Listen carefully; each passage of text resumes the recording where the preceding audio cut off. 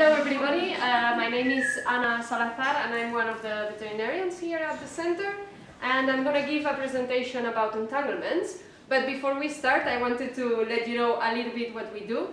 I must say, for those that have children here, there are some pictures in the presentation that are a bit difficult to see, with blood, net, wounds and so on. So if you feel that the kid is not doing okay or that it's too much, let me know, I can pass it really quick. Yeah? Thank you. And sorry, but my Dutch is not really good, so I cannot give the presentation in Dutch yet. One day I might. Please come in, sit down. Yeah.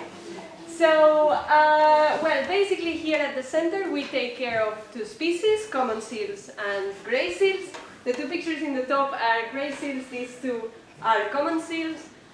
They look very cute, but they are not. They are very aggressive animals and they can be very dangerous, but they can also be very sick. Besides puppies, like the picture over here, and beside our normal patients, sometimes we have special things. This puppy here had an umbilical hernia. That means that the fatty tissue inside of the belly was coming out through the belly button, so we had to do a tiny surgery on this pup to fix this. We also have net victims. That's what my presentation is going to be about, but you can see that the animals don't look really good when they come in. We have fun sometimes with all the animals that die here at the center or that strand dead but fresh in the Wadden coast, in the coast of the Netherlands. We do necropsies, like you can see up here. We also do surgeries every once in a while. We have an X-ray machine, an ultrasound machine and an endoscope machine, which allows us to have a very good veterinary control of the animals. We also have a tiny lab where we can process blood samples. This is a blood smear of a seal, and I really like this picture, that looks like a heart.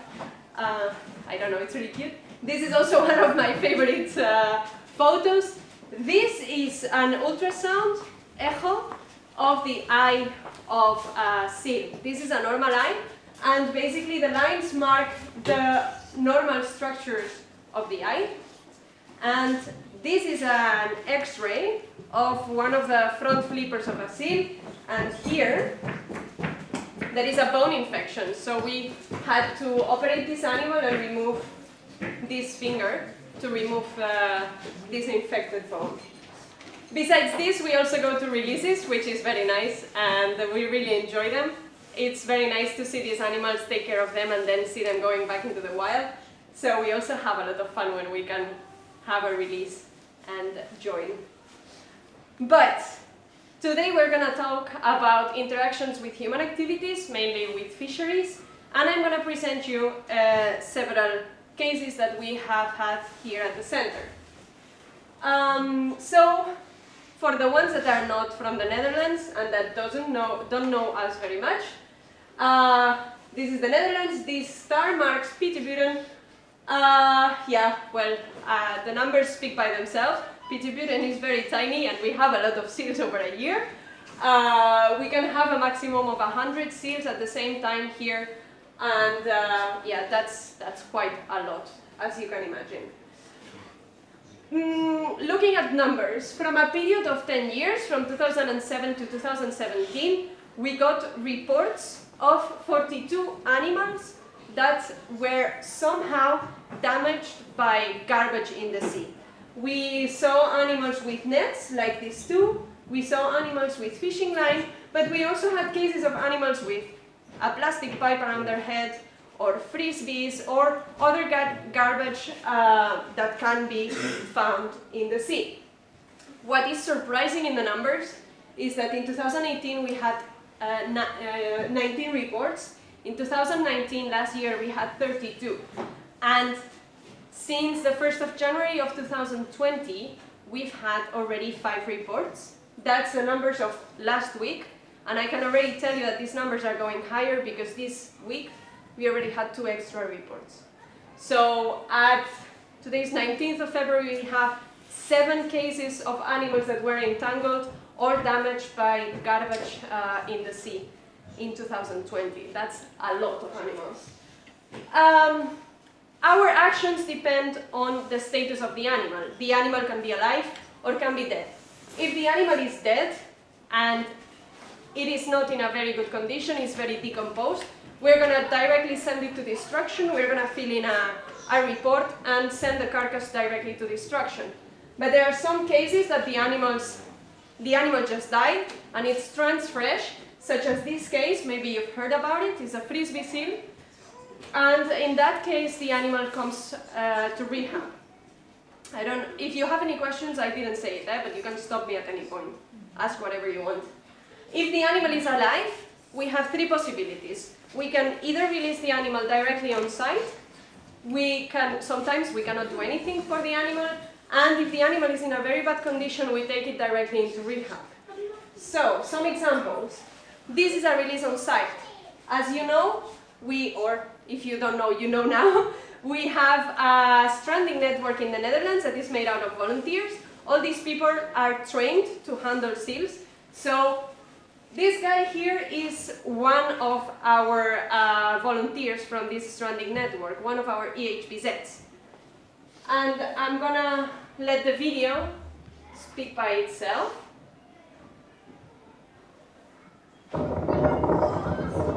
So that day he had a boat tour with a school in his boat, and this is one of the sandbanks. You can see the seals just chilling there, sleeping, and when the boat approaches, all the seals are gonna run into the water. But look at this one. Look at this huge net that this seal was carrying. You can see that the seal is trying to leave, but the net is really heavy. So it's also really active, it's trying to bite the EHBZ. You can see that the animal is really, really, really aggressive. But he managed to help the animal. And there she goes, spring. So in this case, we were really lucky that that person was there and he could take action, he could help this animal. Also, the animal didn't have any wounds that he could see in that moment, so we were able to release it directly on site. Unfortunately, sometimes we cannot do anything. This situation happened in one of our own releases. This seal was close to us on the sandbank, but we were unable to catch it. The seal went back into the water, and sometimes you cannot do anything. It's really unfortunate. And maybe one day we're going to be able to release this animal from its net. But that also happens. They are healthy animals. They are wild. They get scared when they see us, so sometimes we're not able to help them.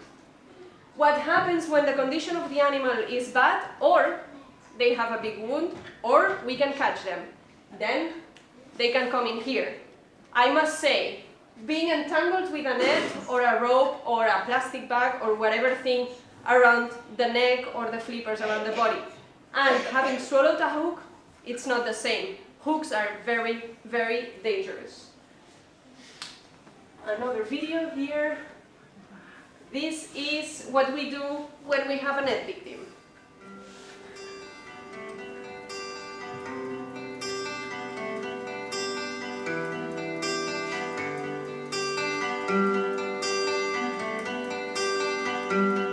This is when the seal arrives. We remove the net. You can see here the wound.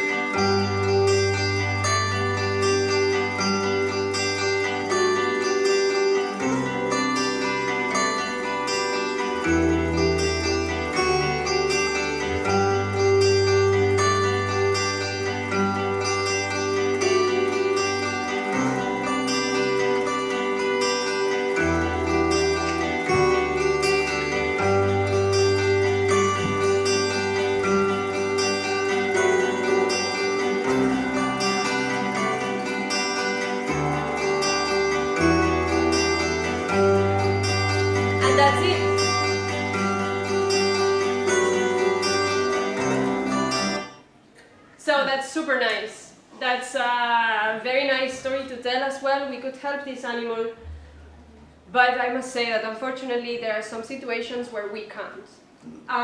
If you follow us on Facebook and on our social media, maybe you've heard about this seal. This is a grey seal that came in this summer. We followed her for a week. She was first seen in Ameland with a net that was around her neck, but also around her right front flipper. But in Ameland we were not able to catch her. She was in the water. We could only make a report and say, okay, we've seen this seal. But 1 week later, she was in Schiermonnikoog, and we were able to catch her and bring her here.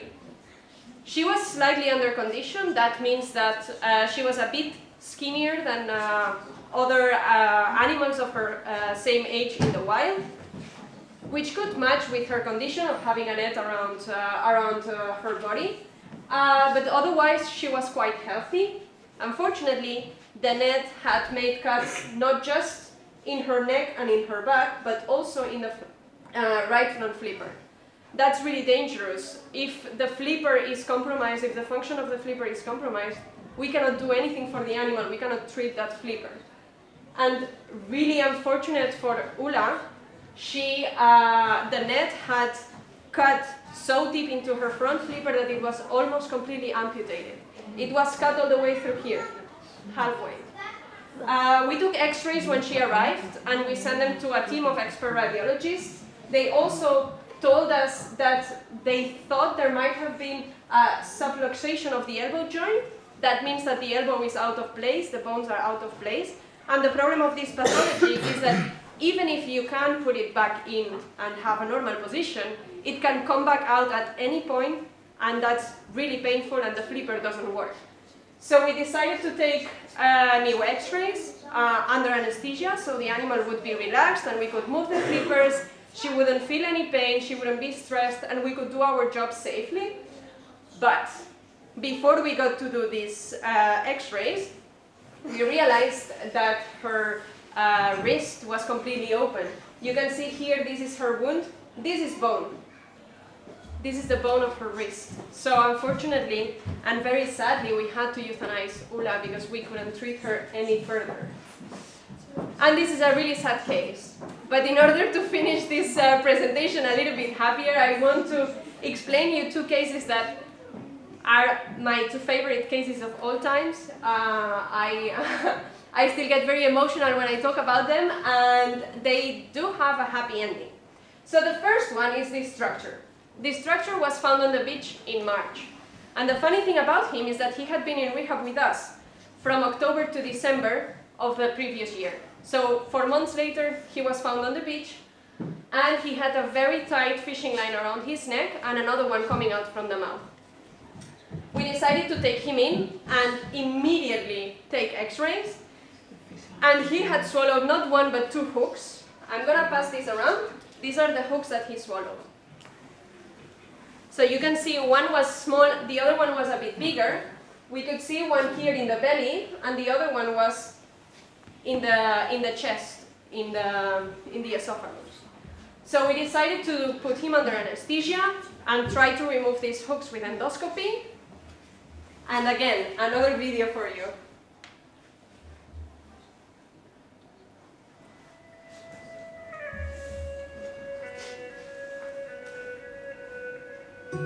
See the difference between the video of the seal that was released on the beach and this video that the seal was not doing anything? That's because he was in a really, really bad shape.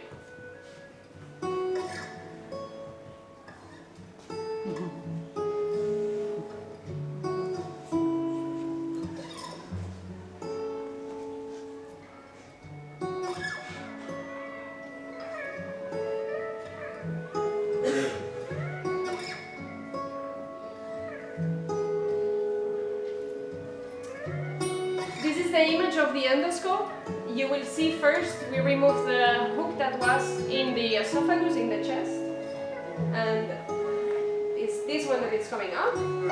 That was the big one. Then we went in, and the tiny one was just in the stomach waiting for us to pick it up and remove it. Do you see all this material here? These are fish bones. So we don't know if it's true, but we think that the seal swallowed one fish that had the tiny hook and went to the stomach, and then swallowed a second fish with a bigger hook that got stuck in the throat. Then all the meat from the fish went to the stomach with the moving and the saliva, but the bones stayed there and they made a really big wound. Happily he recovered, and this is him the day of his second release, and we were really happy to help this structure in this case. And this structure was released on, it said 27th of May. This seal came on the 21st of May of the same year. So this seal is Finley. He arrived, as I said, at the end of May. He was super skinny, just skin and bones. I think it's the skinniest seal I've ever seen in my life. He had a pulmonary disease, which means an inflammation of the lungs. He was not perfect, but he was, not completely okay. We didn't know what was happening, and 1 week after he arrived, he was still not okay. That's not normal. We are feeding these animals. They should have enough food to not be dehydrated, not have diarrhea. This animal was not okay. So we decided to take blood, try to investigate further what was going on. We did a biochemistry of the blood, which means we analyzed what was in there. Enzymes, sugar, the condition of the liver, the condition of the kidneys. The liver enzymes were super high. Obviously not normal. What's going on here? We took abdominal x-rays, so x-rays from the belly, and then we saw this. So my first thought was, okay, the seal swallowed a cloth hanger and I don't know how. Really weird shape, I've never seen this before. What do you do with this? You try to remove it. How do you remove it? Anesthesia and endoscopy again. Let's try and do it. Let's see what happens next.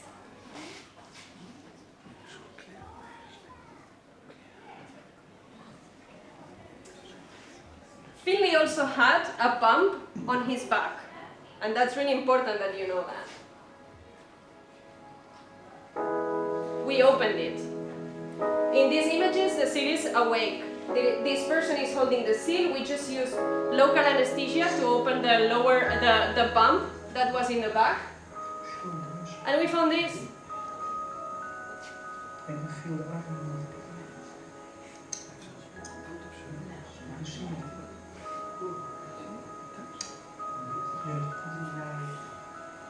So whatever he had in the belly was also coming out through the back. So probably it was closed like this. You can imagine nobody had seen this before. What do we do? Let's try, let's give it a chance, right? So we put the animal under anesthesia. We did the endoscopy. You can see here the metal coming out. That's it.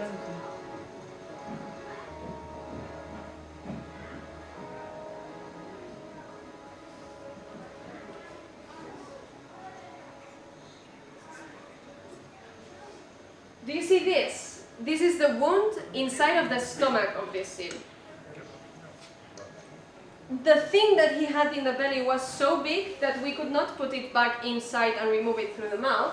So we had to cut the tip from outside and then remove the other part through the mouth. But it was out. So now it was up to the seal to recover. It was up to the seal to heal. And it was up to the seal to get better. And Finley proved to us that he was really strong and he wanted to live. And he recovered, which still amazes me. So the 17th of July, he was released, and this is him running to the water. So I just want to bring this question to you. Whenever you have a bit of gas in your intestines, or you're not feeling really good with the belly, it is extremely painful, right? Now imagine this animal with a metal this big. I'm going to pass it around so you can see it. This big, crossed here, coming up through the back. He couldn't eat, he couldn't do absolutely anything. We didn't know it was there because he was completely normal, his behavior was normal. So that proves that seals are extremely strong, they resist a lot, and they want to be here, they want to live, they want to continue, sometimes they prove to us that even or regardless the damage that we can do to them, they recover and they will survive.